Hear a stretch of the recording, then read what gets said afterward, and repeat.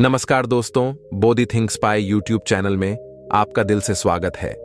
दोस्तों, आज फिर हम एक नई कहानी, एक नया वीडियो लेकर के हाजिर हुए हैं। आज की जो कहानी है यह बड़ी ही महत्वपूर्ण और ज्ञानवर्धक है, बड़ी ही मोटिवेशनल है। दोस्तों, औलाद से इन दो चीजों की उम्मीद कभी मत करना, बुढ़ापे में दुखी नहीं रहोगे। कहानी शुरू करने से पहले अगर आप हमारे चैनल पर पहली बार आए हैं तो चैनल को सब्सक्राइब करें, बेल आइकन को ऑन करें और कमेंट में आप जिस जगह, जिस शहर से हो उसका नाम जरूर बताएं। बुढ़ापे में अपनी औलाद से माता पिता को इन दो चीजों की उम्मीद कभी नहीं करनी चाहिए, और जो भी मनुष्य इन दो बातों को याद कर लेगा वह अपने बुढ़ापे में कभी दुख नहीं भोगेगा। किसी नगर में एक व्यक्ति रहता था जिसका नाम मोहन था। मोहन के घर में ईश्वर का दिया हुआ सब कुछ था, खूब रुपया पैसा, धन दौलत, मान सम्मान, सब कुछ होने के बाद भी वह पति पत्नी दुखी रहते थे। उनके दुख का कारण था कि ईश्वर की कृपा से उसके घर में सब कुछ था लेकिन कोई संतान नहीं थी। इस बात को लेकर दोनों पति पत्नी अक्सर चिंतित रहते थे। इस तरह दोनों पति पत्नी को एक साथ रहते हुए 12 वर्ष गुजर जाते हैं लेकिन उनके घर में कोई संतान नहीं होती है। मोहन अपनी पत्नी को अच्छे से अच्छे डॉक्टर को दिखाता है, महंगे से महंगे अस्पताल में जाकर वह अपनी पत्नी का इलाज कराता है, पवित्र तीर्थ स्थानों पर जाकर संतान मांगता है, मंदिर में जाकर माथा टेकता है। तब कहीं जाकर शादी के 15 साल बाद उसकी इच्छा पूरी होती है। ईश्वर की कृपा से उस व्यक्ति की पत्नी को एक पुत्र प्राप्त होता है। अस्पताल में बच्चे का जन्म होता है। पुत्र की बात सुनकर मोहन बहुत खुश हो जाता है। बच्चे की साफ सफाई के बाद उस अस्पताल की नर्स जब उनके नन्हे से पुत्र को लेकर उनके पास पहुंचती है तो दोनों पति पत्नी पूछने लगते हैं कि हमारी संतान कैसी है, कोई दिक्कत तो नहीं है। दोनों पति पत्नी की इन बातों को सुनकर नर्स उस व्यक्ति की पत्नी से कहने लगती है कि बहन जी, आपको जो पुत्र हुआ है वह सुंदर है, अच्छा है, लेकिन इसमें एक कमी है। नर्स के मुंह से जब बच्चे की मां यह सुनती है कि कोई कमी है तो वह चिंतित हो जाती है। नर्स कहती है कि बहन, घबराने की कोई बात नहीं है बहन जी, जो आपको पुत्र हुआ है वह सुंदर है, समस्त है, बस उसमें एक कमी है कि उसकी एक आंख नहीं है। तुम्हारा पुत्र एक आंख से काना है, बस यही कमी है, बाकी सब ठीक है। जब उस मां को यह पता चलता है कि मेरे बेटे की एक आंख नहीं है, मेरा पुत्र एक आंख से काना है, तो वह मां रोने लगती है और अपने पुत्र को सीने से लगा लेती है और कहने लगती है कि कोई बात नहीं, मेरे पुत्र की एक आंख नहीं है तो क्या हुआ, एक आंख तो सही है जैसा भी है, पर यह तो मेरे दिल का टुकड़ा है। मेरे लिए दुनिया का सबसे सुंदर बच्चा मेरा पुत्र है। मां के लिए सभी संतानें बराबर होती हैं, चाहे कोई काला कुरूप हो या चाहे कोई गोरा और सुंदर। मां कभी अपने बच्चों का शरीर नहीं देखती, वह उनकी आत्मा से जुड़ी होती है। मां उस बालक को देखकर कहती है, कितना सुंदर है मेरा बच्चा। उस मां की इन बातों को सुनकर नर्स की आंखों में भी पानी आ जाता है। वह नर्स सोचने लगती है, यदि परमात्मा को संतान का सुख देना ही था तो इस पुत्र को दोनों आंखें दे देता, इसमें क्या चला जाता। वह मां कहने लगती है कि कोई बात नहीं, जैसा भी है, आखिर है तो मेरा ही बेटा, पर आज इसकी अगर दोनों आंखें सलामत होती तो और भी अच्छा होता। दोनों आंखों के साथ मेरा पुत्र कितना सुंदर लगता। मां की इन बातों को वह नर्स सुनती है तो वह कहने लगती है, बहन जी, यदि आप चाहती हो कि आपके पुत्र की दोनों आंखें हो तो ऐसा भी हो सकता है। जब मां यह सुनती है कि उसके बच्चे की दोनों आंखें लग सकती हैं तो वह कहने लगी, नर्स मैडम, यह कैसे संभव है। अब नर्स उन्हें बताते हुए कहती है कि ऐसा हो तो शक है, उसके लिए आप दोनों माता पिता में से किसी एक को अपनी एक आंख देनी होगी, इससे आपके पुत्र की दोनों आंखें ठीक हो जाएंगी। नर्स की इन बातों को जब मोहन सुनता है तो कहने लगता है, कोई बात नहीं नर्स मैडम, हमारे पुत्र की एक आंख तो सही सलामत है, हमारा पुत्र एक आंख से ही दुनिया देख सकता है, दूसरी आंख इसे लगाने की कोई जरूरत नहीं है। हमारा पुत्र जैसा भी है अच्छा है, मैं अपनी आंखें दान नहीं कर सकता क्योंकि मेरा घर मेरी मेहनत मजदूरी से ही चलता है। जब मेरी एक आंख नहीं होगी तो कैसे मैं अपने परिवार को पाल पाऊंगा, कैसे इस बच्चे का खर्च उठा पाऊंगा। यह तो तभी संभव है जब मेरी दोनों आंखें ठीक होंगी। मैं एक पिता हूं और अपनी पत्नी को और बच्चों को पालने का भार मेरे कंधों पर है। अब रही बात मेरे पुत्र की एक आंख की, तो यह सब परमात्मा की देन है। ईश्वर ने जिसे जिस रूप में भेजा है वह हमारा पुत्र उसी रूप में ठीक है। पिता ने तो साफ इनकार कर दिया, लेकिन मां तो आखिर मां होती है। वह नर्स से कहती है कि मैडम, यदि ऐसा हो सकता है तो मैं अपनी एक आंख अपने पुत्र को देना चाहती हूं। मेरा क्या है, मुझे तो घर पर ही रहना है, लेकिन मेरे बेटे को तो अपना पूरा जीवन काटना है। इसलिए नर्स, मैडम, मैं अपनी एक आंख अपने पुत्र को देना चाहती हूं। जब वह मोहन अपनी पत्नी से कहता है कि इस तरह तो तुम कानी हो जाओगी, तो वह मां कहती है कि मुझे मंजूर है कि मैं एक आंख से कानी हो जाऊं, लेकिन मैं अपने पुत्र को दोनों आंखों के साथ देखना चाहती हूं। मेरी एक आंख ले लो और मेरे बेटे को लगा दो। मेरे बेटे की जब दोनों आंखें होंगी तो दोनों आंखों के साथ वह कितना सुंदर लगेगा। मैं अपने पुत्र को एक आंख दान में देना चाहती हूं। इस प्रकार मां के कहने पर डॉक्टर उस मां की एक आंख निकालकर उसके पुत्र को लगा देते हैं। इस तरह पुत्र की दोनों आंखें सही हो जाती हैं और मां एक आंख पुत्र को देने के बाद कानी हो जाती है। कुछ दिन तक सभी लोग अस्पताल में रहते हैं। जब दोनों मां बेटे स्वस्थ हो जाते हैं तो अस्पताल से मां बेटे को छुट्टी मिल जाती है। इस प्रकार मोहन अपनी पत्नी और पुत्र को लेकर अपने घर आ जाता है और कुछ दिन बाद अपने पुत्र का नामकरण करते हैं और उसके पुत्र का नाम रूपेश रखते हैं। दोनों पति पत्नी मिलकर अपने पुत्र का पालन पोषण करने लगते हैं। इस प्रकार अपने बच्चे का पालन पोषण करते हुए और उनका पुत्र 5 साल का हो जाता है। सब कुछ अच्छा चल रहा होता है। तभी एक दिन रुपेश के पिताजी काम से घर लौट रहे थे। तभी रास्ते में इस दुर्घटना हो जाती है और उस बच्चे के पिता के किसी सड़क दुर्घटना में प्राण चले जाते हैं। जब उसकी पत्नी को अपने पति की मौत की खबर मिलती है तो वह बेचारी दहाड़े मारकर रोने लगती है। वह सोचने लगती है कि मेरा 5 साल का बच्चा है, घर में एक ही कमाने वाले थे और वह भी मुझे छोड़कर चले गए। अब मैं इस बच्चे का पालन पोषण कैसे कर पाऊंगी। अब यह सोच सोचकर वह जोर जोर से रोने लगती है। उसका रोना धोना सुनकर आस पड़ोस के लोग आ जाते हैं और उस लाचार मां को समझाने लगते हैं, उसे धीरज रखने को कहते हैं और किसी तरह समझा बुझाकर उस व्यक्ति का अंतिम संस्कार करते हैं। इस प्रकार वह लाचार मां अपने 5 साल के बच्चे के साथ जीवन बिताने लगती हैं। घर में जो जमा पूंजी थी वह सब संतान पाने की चाह में उसके इलाज कराने में पहले ही खर्च हो चुकी थी। पति के मृत्यु के बाद जो भी बचता है वह पति के अंतिम संस्कार में चला जाता है। इस प्रकार वह मां दूसरों के घरों में झाड़ू पोछा करके, दूसरों के घरों में बर्तन मांज करके अपने पुत्र का पालन पोषण करने लगती है। वह मां दूसरों के घरों में झाड़ू पोछा करती, दूसरों के घरों में बर्तन साफ करती, लेकिन अपने पुत्र को कोई दुख तकलीफ नहीं होने देती। वह दूसरों के घरों में नौकरानी बनकर पैसे कमाती, अपने पुत्र को खेलने के लिए अच्छे अच्छे खिलौने लेकर आती, अपने पुत्र को अच्छे अच्छे वस्त्र लाकर देती, हर समय अपने बच्चे के साथ परछाई की तरह बनी रहती थी।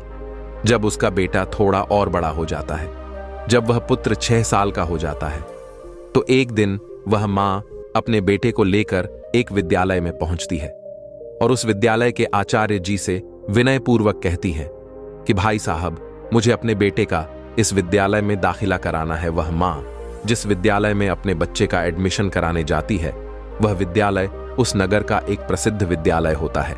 उस विद्यालय में अमीर लोगों के बच्चे पढ़ते थे। जब उस विद्यालय के बड़े आचार्य फटे पुराने कपड़े में उसकी मां को देखता है तो सोचने लगता है कि बच्चा तो सुंदर है, लेकिन मां कपड़ों से ऐसी लग रही है जैसे कोई भिखारी हो। यह बेचारी कहां से इस बच्चे की किताबों और इतनी महंगी फीस भर पाएगी। इसलिए वह समझाते हुए उस बच्चे की मां से कहता है कि बहन जी, हमारे विद्यालय की फीस कुछ ज्यादा है। हमारे विद्यालय में अमीरों के बच्चे पढ़ते हैं, इसलिए बेहतर होगा आप अपने बच्चे का एडमिशन किसी सरकारी स्कूल में करा दें। मास्टर जी की इन बातों को सुनकर मां कहने लगती हैं कि सर जी, आप पैसों की चिंता मत करिए, आपकी जो भी फीस हुआ करेगी उसे मैं समय से जमा कर दिया करूंगी। मेरा इकलौता बालक है और मैं चाहती हूं कि मेरा बच्चा पढ़ लिख कर बड़ा डॉक्टर बन जाए, इसलिए मैं इसे आपके विद्यालय में लेकर आई हूं। वह बड़े आचार्य जी जब उस मां की इन बातों को सुनता है तो उस मां की बातों को सुनकर वह बहुत ही प्रभावित होता है और उस बच्चे की मां से कहता है, ठीक है बहन जी, यदि आप जिद करती हो तो हम आपके बच्चे को रख लेते हैं। इस प्रकार उसके बच्चे का एडमिशन उस बड़े विद्यालय में हो जाता है और वह बालक विद्यालय में पढ़ने जाने लगता है। पहले तो वह माँ 4 घरों में झाड़ू पोछा करके अपना गुजार कर लेती थी, लेकिन अब वह अपने पुत्र के एडमिशन के बाद अपने पुत्र की पढ़ाई की खातिर वह 8 घरों में काम करने लगी। वह माँ दूसरों के घरों में झाड़ू पोछा करके अपने पुत्र को पढ़ाने लिखाने लगती है। पढ़ते पढ़ते वह पुत्र जब 5वीं कक्षा में आ जाता है, जब उसकी उम्र 10 साल की हो जाती है, तो एक दिन स्कूल के सभी बच्चे मिलकर उस बालक को चिढ़ाने लगते हैं और खेल खेल में कहने लगते हैं कि देखो देखो, एक आंख वाली कानी का बेटा आ गया। इसकी माँ एक आंख से कानी है। लड़का जब अपने सहपाठियों की इन बातों को सुनता है तो क्रोध में भर जाता है। उसे बहुत बुरा लगता है। जब विद्यालय की छुट्टी होती है तो छुट्टी के समय हमेशा की तरह उसकी माँ उसे लेने आती है। आज भी वह एक आंख से कानी माँ अपने बेटे को स्कूल में लेने आई थी, तो वह लड़का अपनी माँ से कहता है कि माँ, कल से आप मुझे विद्यालय में छोड़ने मत आना और बुलवाने भी मत आना। जब माँ पूछती है कि पुत्र क्या बात हो गई, तुम ऐसा क्यों कह रहे हो, तो लड़का कहने लगता है कि माँ, तुम्हारी सूरत ठीक नहीं है। आप एक आंख से कानी हो। आप जब मेरे साथ विद्यालय में आती हो तो मेरे साथ के लड़के मेरा मजाक उड़ाते हैं और आपकी वजह से मुझे शर्मिंदा होना पड़ता है। आप ऐसी हो वैसी हो, इस तरह की वह बातें करते हैं। वह लड़का अपनी माँ से दुनिया भर की शिकायतें करता है। जब वह माँ अपने पुत्र के मुख से इन बातों को सुनती है तो उसे बहुत दुख होता है, लेकिन अपने पुत्र की इन बातों को सुनकर वह चुप रहती है और अपने पुत्र की बातों को सहन कर लेती है। वह माँ कहती है, कोई बात नहीं बेटा, तुम चाहते हो तो मैं तुम्हारे साथ कल से विद्यालय नहीं आऊंगी, लेकिन तुम अकेले विद्यालय कैसे आ पाओगे। अपनी माँ की इन बातों को सुनकर वह पुत्र कहता है, माँ, अब मैं बड़ा हो गया हूं और अब मैं इस काबिल हो चुका हूं कि मैं अकेला विद्यालय आ और जा सकता हूं, इसलिए आपको मेरे साथ विद्यालय आने की कोई जरूरत नहीं है। अपने पुत्र की इन बातों को सुनकर वह माँ कहती है, ठीक है पुत्र, आज के बाद मैं तुम्हारे स्कूल में तुम्हारे साथ नहीं आऊंगी, लेकिन बेटा तुम सावधानी से घर पर आना, क्योंकि तुम्हारे पिता के सड़क दुर्घटना की सोच सोचकर मुझे डर लगता है। पुत्र कहता है, मां आप चिंता मत करो, मुझे कुछ नहीं होगा, मैं अकेला ही आया जाया करूंगा। उस दिन के बाद से वह पुत्र अकेला ही विद्यालय आने जाने लगता है। जैसे जैसे पुत्र बड़ा होता गया, वैसे वैसे ही पुत्र के खर्चे भी बढ़ते चले गए। जैसे जैसे पुत्र के खर्चे बढ़ते गए, वैसे वैसे उस मां पर काम का बोझ भी बढ़ता चला गया। धीरे धीरे समय गुजरता चला गया और इस प्रकार वह लड़का विद्यालय की पढ़ाई पूरी कर लेता है और उसके पूरी क्लास में सबसे अच्छे नंबर आते हैं। इसके बाद वह आगे की पढ़ाई करने के लिए शहर चला जाता है। जब पुत्र शहर में जाता है तो उधर उसकी माँ जो पैसा कमाती थी वह पैसा कम पढ़ने लगता है, क्योंकि पहले तो सिर्फ किताबें और फीस का खर्चा था, लेकिन जब बेटा शहर चला जाता है तो उसके और भी खर्चे बढ़ गए थे। माँ जो भी पैसा कमाती थी वह कम पड़ने लगता, लेकिन उस माँ ने हार नहीं मानी। पहले जहां 12 घरों में काम करके अपने बेटे का खर्चा पूरा करती थी, वहीं पुत्र के शहर जाने के बाद वह 15 घरों में बर्तन साफ करने लगी और झाड़ू पोछा करती। दिन भर मेहनत करती और मेहनत करते करते रात के 11 बज जाते थे। तब जाकर वह बेचारी माँ अपने पुत्र के लिए महीने का 5,000 भेज पाती थी। वह इसलिए इतनी मेहनत करती थी कि एक दिन जब उसका बेटा पढ़ लिख कर बड़ा डॉक्टर बन जाएगा तो मुझे सुख मिलेगा, एक दिन मुझे भी आराम मिलेगा। आज मेरी मेहनत से मेरा बेटा डॉक्टर बन जाएगा तो मेरे बेटे के साथ रहकर मैं भी सुखी रहूंगी। इसलिए वह माँ खूब मेहनत करती थी और 15 घरों में काम करके अपने पुत्र के लिए पैसा भेजा करती थी। इस प्रकार मेहनत करते करते वह समय से पहले ही बूढ़ी हो जाती है। धूप में उसका गोरा रंग काला पड़ जाता है, लेकिन वह अपने पुत्र के लिए कोई दिक्कत नहीं होने देती है। जब ऐसे ही कुछ दिन और बीत जाते हैं तो उस माँ को 1 महीने बाद एक पत्र मिलता है। उसमें लिखा होता है कि माँ, अब मैं शहर में बड़ा डॉक्टर बन चुका हूं, अब तुम्हें मेरे लिए पैसे भेजने की जरूरत नहीं है। जब उस माँ को यह पत्र मिलता है कि मेरा बेटा डॉक्टर बन गया है तो वह बहुत खुश हो जाती है और सोचने लगती है कि पति के जाने के बाद यह मेरा बेटा ही तो मेरा सहारा है और मेरी जैसी इच्छा थी कि बेटा डॉक्टर बन जाए, वह इच्छा भी मेरी पूरी हो गई। उस माँ के बेटे ने यह बात माँ को पत्र में लिखकर बताई थी कि माँ, मैं डॉक्टर बन गया हूँ, लेकिन वह बेटा अभी तक गांव में माँ से मिलने नहीं आया।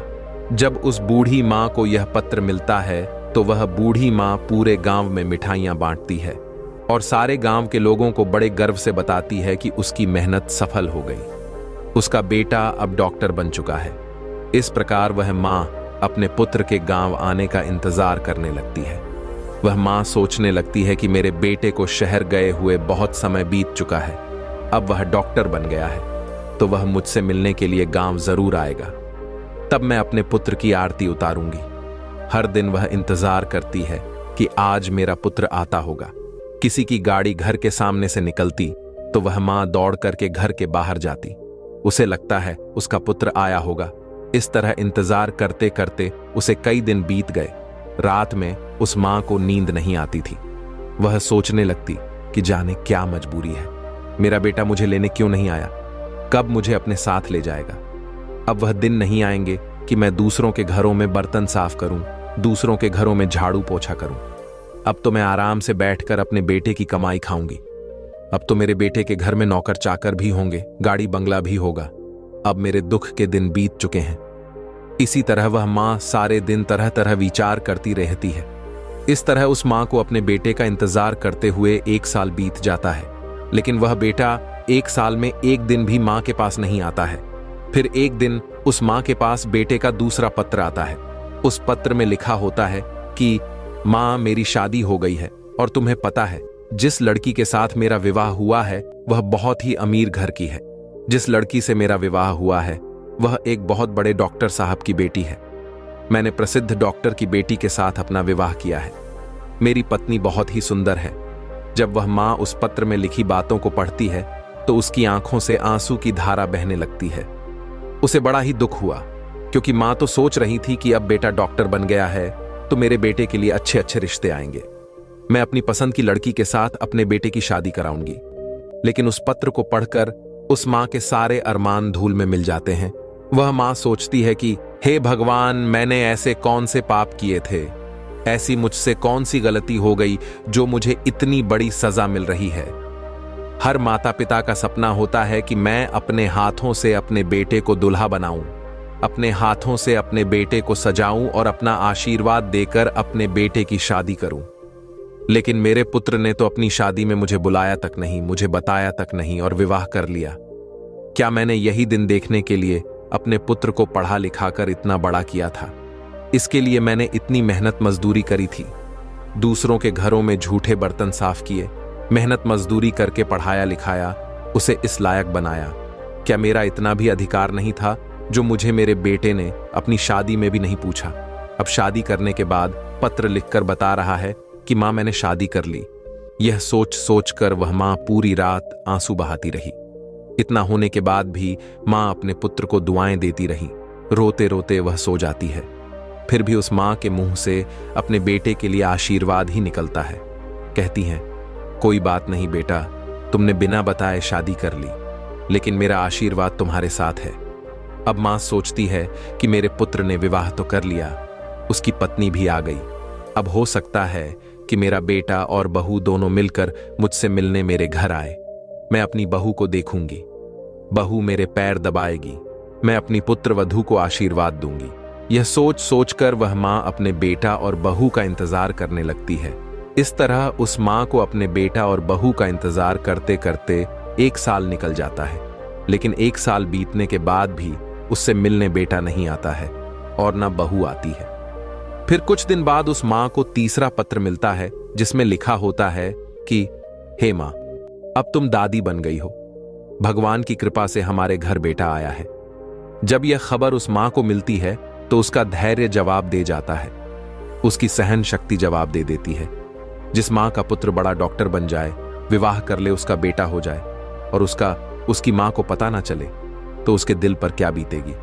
जिस पुत्र का जीवन बनाने में उस माँ ने अपना सब कुछ कुर्बान कर दिया, उस पुत्र का वर्षों से चेहरा ना देखा हो तो अपने पुत्र के लिए व्याकुल होना स्वाभाविक है। जब वह माँ अपने पुत्र के लिए ज्यादा व्याकुल हो जाती है तो उस माँ के मन में विचार आता है कि अब तो रहा नहीं जाता। वह फिर कुछ देर के लिए विचारों में खो जाती है। सोचती है, चलो कोई बात नहीं, पोता भी हो गया है तो बहुत अच्छी बात है। अब मैं दादी बन गई हूं, अब अपने पोता को देखूंगी, मैं अपने पोते को अपनी गोद में खिलाऊंगी, मैं उसके लिए पालना लाऊंगी। अब मेरा बेटा जरूर मेरी बहू और पोते के साथ मेरे पास आएगा। यही सब सोच सोचकर वह मां व्याकुल होने लगती है।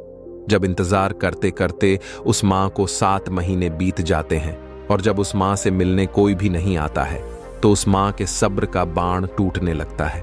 वह व्याकुल हो जाती है और उसी व्याकुलता में वह मां यह फैसला करती है कि चाहे कुछ भी हो जाए, मैं अपने पोता को देखने जरूर जाऊंगी।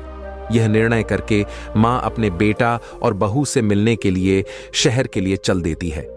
इसी तरह वह पता पूछते पूछते उस शहर में पहुंच जाती है जिस शहर में उसका बेटा रहता था। उस शहर में पहुंचकर वह बूढ़ी मां एक ऑटो वाले को अपने पास बुलाती है और उस ऑटो वाले को अपने बेटे का पत्र दिखाते हुए कहती है, बेटा मुझे इस जगह पर जाना है। ऑटो वाला पता देखता है और बूढ़ी मां को अपने ऑटो में बैठा लेता है और उस बूढ़ी मां को उस बताए हुए पते पर ले जाता है।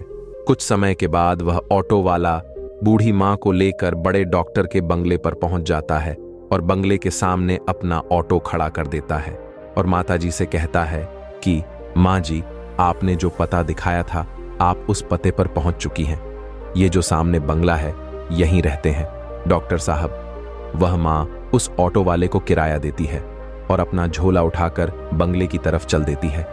मां की नजर जब डॉक्टर साहब के बंगले पर पड़ती है तो वह खुश हो जाती है। वह देखती है कि कितना सुंदर आलीशान बंगला बना हुआ है। बंगले के सामने चमचमाती गाड़ी खड़ी है और दरवाजे पर पहरेदार बैठे हुए हैं। यह देखकर उस मां को बड़ी खुशी होती है कि कितने सुंदर घर में मेरा बेटा रहता है। वह बूढ़ी मां जो एक थैले में अपने पोते के लिए खिलौने, बहू के लिए साड़ियां और कुछ मिठाइयां लेकर आई थी। जब वह थैला लेकर वह मां बंगले के अंदर जाने लगती है तो जैसे ही बंगले के अंदर जाने के लिए होती है तो गेट के पास खड़े एक पहरेदार की नजर उस पर पड़ती है।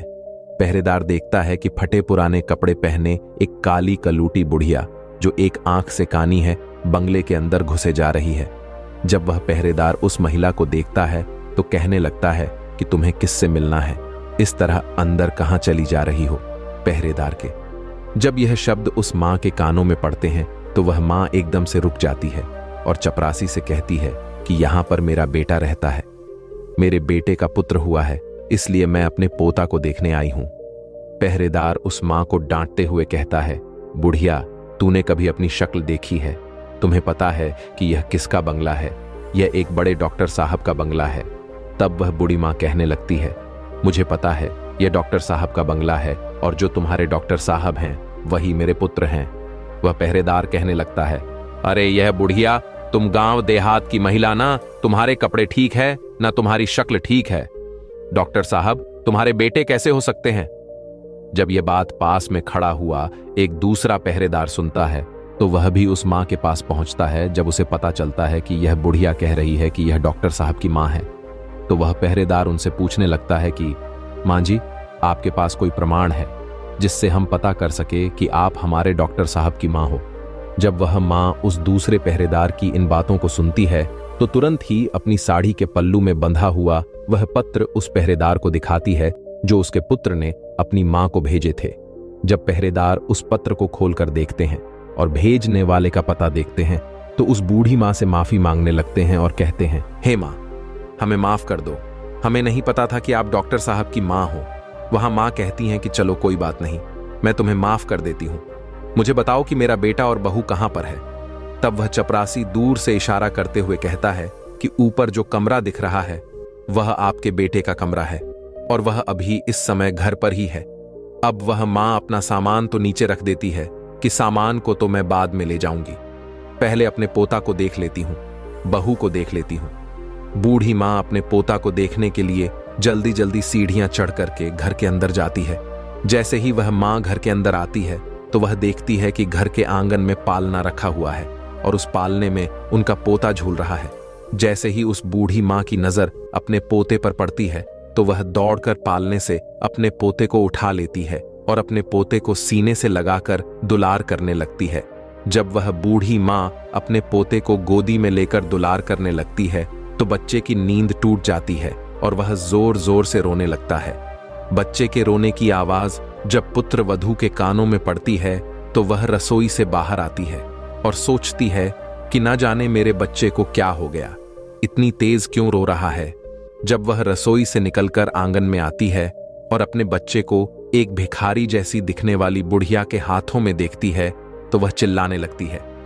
अपने पति को आवाज देती है, सुनिए जी, कोई काली कलूटी बुढ़िया जो एक आंख से कानी है, वह हमारे बच्चे को चुराने आई है। पत्नी का चिल्लाना सुनकर पति भी नीचे आ जाता है।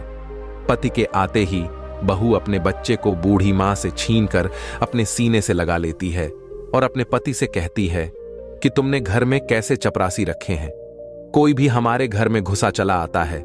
देखो ना, ये भिखारी बुढ़िया हमारे बच्चे को चुराने आ गई। वह बूढ़ी मां कहती है कि बहू, मैं चोर नहीं हूं, मैं तो तुम्हारी सास हूं और यह तुम्हारे पास जो खड़ा है वह मेरा बेटा है। तुम्हारी गोदी में जो खेल रहा है वह मेरा पोता है। मैं भला पोते को चुराकर कहां ले जाऊं। जब बहू उन माताजी की इन बातों को सुनती है तो वह अपने पति से कहती है कि यह बुढ़िया क्या कह रही है, क्या सच में यह भिखारी जैसी दिखने वाली आपकी मां है क्या? ऐसे ही गरीब परिवार में आपने जन्म लिया है।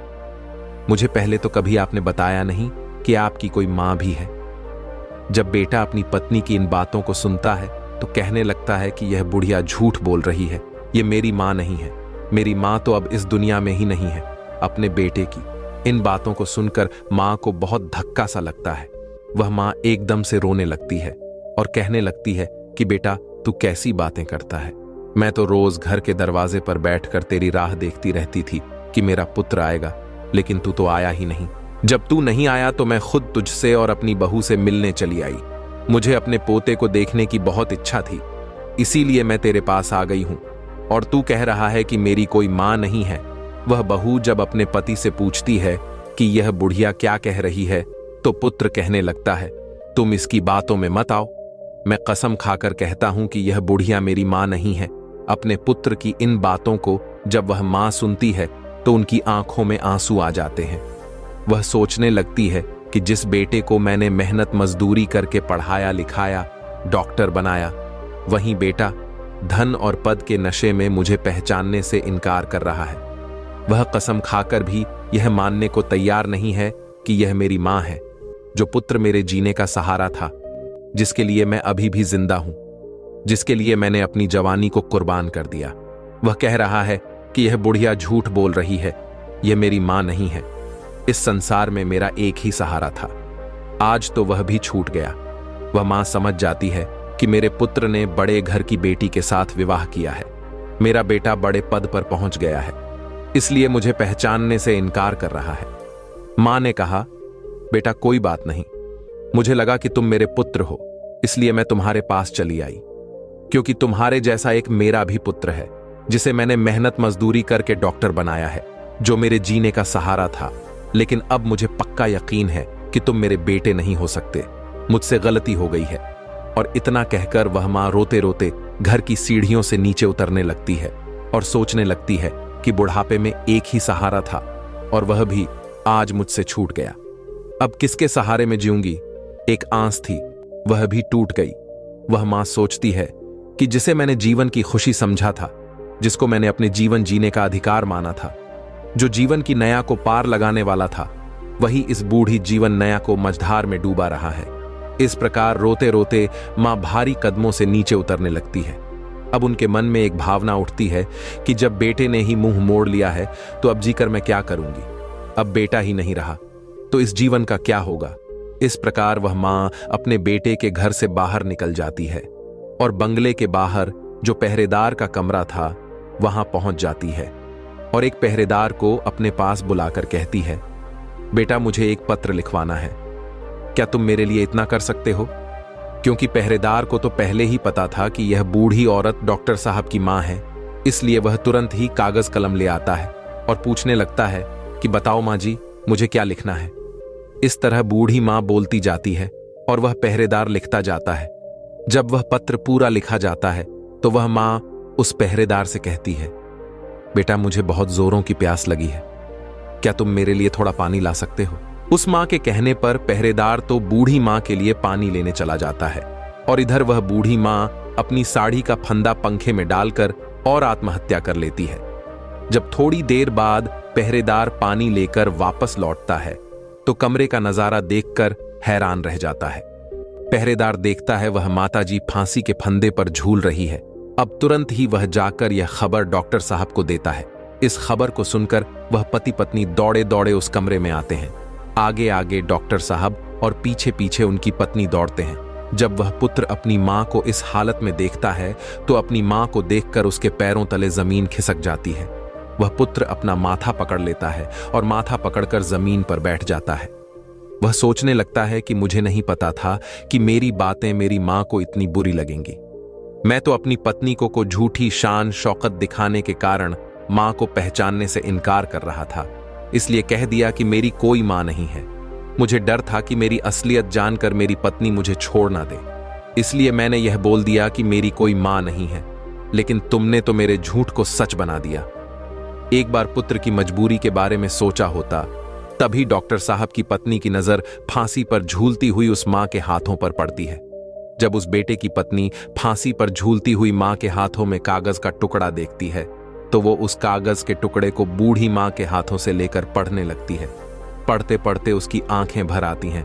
उस पत्र में लिखा हुआ था कि बेटा, मेरा आशीर्वाद है कि तुम खूब उन्नति करो। मेरा आशीर्वाद तुम्हारे साथ है। मैं जाते जाते तुम्हें कुछ राज बताना चाहती हूं बेटा। मैं अच्छी नहीं दिखती हूं, तो उसके पीछे भी एक कारण तुम ही हो। जब तुम्हारा जन्म हुआ था उस समय तुम्हारी एक आंख नहीं थी। मैंने अपनी एक आंख तुम्हें देकर तुम्हें सुंदर बनाया था, सुंदर रूप दिया और मैं कुरूप हो गई। और उसी कुरूप चेहरे से तुम नफरत करते हो क्योंकि मैं कानी हूं और दूसरा मेरा रंग काला है। यह भी ऐसा नहीं था बेटा। आज तुम जिस मुकाम पर बैठे हो उस मुकाम पर तुम्हें पहुंचाने के लिए मैंने दिन रात मेहनत की है। मैंने कभी नहीं देखा कि कितनी गर्मी है, कितनी सर्दी है। तुम्हें पढ़ाने लिखने के लिए, तुम्हारे खर्चे उठाने के लिए मैं काली कलूटी हो गई। उसका भी मुझे कोई मलाल नहीं है। तुम सुंदर हो, इसकी मुझे खुशी है। मैं तुम्हें देखना चाहती थी, अपने पोता को देखना चाहती थी, अपनी बहू से मिलना चाहती थी। इसीलिए मैं शहर चली आई, क्योंकि तुमने तो कभी गांव आकर मेरा हाल नहीं पूछा। लेकिन जब मैं स्वयं चलकर तुमसे मिलने आई तो तुमने तो मुझे पहचानने से इनकार कर दिया। इसीलिए लगा कि अब दुनिया में मेरा कोई नहीं है। अब जीने का मेरा उद्देश्य खत्म हो गया है। जब कोई रहा नहीं तो मेरे जीने का क्या फायदा बेटा। जाते जाते ईश्वर से प्रार्थना करती हूं कि तुम सदा खुश रहो, तुम्हारी संतान खुश रहे। जब उस बेटे की पत्नी यह पत्र पढ़कर अपने पति को सुनाती है तो उस बेटे का शर्म से चीर नीचे झुक जाता है। उसे अपने आप से घृणा होने लगती है कि जिस मां ने मेरी जिंदगी बनाने में अपना सब कुछ निछावर कर दिया, वही मां आज मेरी चौखट पर मुझसे मिलने आई तो मैंने एक गिलास पानी तक नहीं पूछा। इस प्रकार दोनों पति पत्नी अपनी गलती के लिए उस मरी हुई मां से माफी मांगते हैं। लेकिन अब क्या हो सकता था। वह मां तो उनकी माफी सुनने के लिए वहां मौजूद नहीं थी, उनसे बहुत दूर जा चुकी थी, जहां से कोई नहीं आता। अब डॉक्टर साहब के जीवन में सिर्फ पछताना ही रह गया था। कैसी यह दुनिया है। कुछ लोगों के जीवन में मां नहीं होती तो वह सारे जीवन मां के लिए तरसते हैं, और जिसके जीवन में मां होती है तो उस मां के बच्चे कदर नहीं करते। धन और दौलत दोबारा मिल सकते हैं पर मां दोबारा नहीं मिल सकती। दोस्तों, एक संतान ही माता पिता के जीने का सहारा होती है, बुढ़ापे की लाठी होती है। ऐसे में जब बेटा ही अपने धन के नशे में, अपने पद के नशे में माता पिता को पहचान से इनकार कर देता है, या अपने माता पिता को भुला देता है, या घमंड में आकर उनका अपमान कर देता है, तो दुनिया में माता पिता को सबसे बड़ा दुख ऐसे ही बेटों से होता है। माता पिता अपनी संतानों का भविष्य बनाने के लिए, उन्हें सफल बनाने के लिए अपना पूरा जीवन लगा देते हैं, और जब वही संतान धन और पद के नशे में अपने मां बाप का अपमान करते हैं तो उन्हें बहुत ही पीड़ा होती है। यदि आपके मां बाप है तो उनका आदर करना चाहिए, क्योंकि मनुष्य की सफलता में मां बाप का ही योगदान है। कुछ मूर्ख बच्चे पूछते हैं कि मां तुमने हमारे लिए क्या किया है। अरे मूर्ख बच्चे, जो कुछ किया है माता पिता ने ही तो किया है। तुमको बनाया, तुमको पढ़ाया लिखाया, तुम्हें पालने में दुख उठाया। माता पिता को भूलकर तुम तो अपने आप को भूल गए हो। बच्चा यह भूल जाता है कि माँ बाप के अतिरिक्त दुनिया में दूसरा उसका कोई भला चाहने वाला नहीं है। माता पिता मर के भी तुम्हारा भला ही चाहेंगे, ऐसा हित तुम्हें कहाँ मिलेगा। और सब लोग जो तुम्हारे अपने होने का दावा कर रहे हैं वह सिर्फ एक निश्चित समय तक और एक मतलब तक ही तुम्हारा भला चाहते हैं। लेकिन माता पिता बिना स्वार्थ के जीवन भर तुम्हारा हित चाहते हैं। एक पुत्र को जन्म देने में एक स्त्री अपनी सुंदरता को खो देती है, लेकिन वही पुत्र जब जवान होता है, जब उसकी शादी हो जाती है, तो वही पुत्र अपनी पत्नी की सुंदरता में अपने माता पिता को खो देता है। माता पिता अपनी संतान के सुखों के लिए सब कुछ त्याग देते हैं, लेकिन जब बच्चे बड़े हो जाते हैं, कुछ देने के काबिल हो जाते हैं, तो हम क्या देते हैं? सिर्फ आंसू, लाचारी, दुख, अकेलापन, जो संतान माता पिता को सिर्फ इसलिए भुला देती हैं कि उनके बुढ़ापे को देखकर आपके मित्रों में आपकी इज्जत कम हो जाएगी, तो यह उनकी सबसे बड़ी भूल है। उम्र के इस पड़ाव पर पहुंचने के बाद आपकी और आपके मित्रों की भी यही हालत होगी। आपका भी रूप और जवानी इसी तरह की हो जाएगी। आपके भी उस रूप को देखकर लोग आपसे नफरत करने लगेंगे। जवानी में माता पिता को औलाद से किन किन चीजों की उम्मीद भूलकर भी नहीं करनी चाहिए। ध्यान देकर सुनो। नंबर 1, कि आपकी औलाद आपके बूढ़े होने पर आपका सहारा बन सकती है। इस बात की उम्मीद बिल्कुल ना करें। इसलिए पहले से ही अपने आप को मजबूत बनाकर रखें। अपने आप को स्वयं संभालने में सामर्थ्यवान बनाएं। कुछ जमा पूंजी इकट्ठी करके रखें। नंबर 2, कभी इस बात का भ्रम ना रखें कि आपकी संतान आपको नहीं भूलेगी। पत्नी और बच्चों के प्रेम में पड़कर पथ प्रतिष्ठा के नशे में वह आपको भी भूल सकते हैं। इसलिए उनसे उतनी ही उम्मीद रखिए जितनी उनके दूर होने पर आपको दुख ना दे। दोस्तों, हमारी आज की यह कहानी यहां समाप्त होती है। हम उम्मीद करते हैं कि आपको हमारा आज का यह वीडियो, आज की यह कहानी पसंद आई होगी और आप इससे ढेर सारी प्रेरणा लेंगे। मिलते हैं अगली ज्ञान चर्चा के साथ अगले वीडियो में। तब तक के लिए अपना ख्याल रखें। धन्यवाद।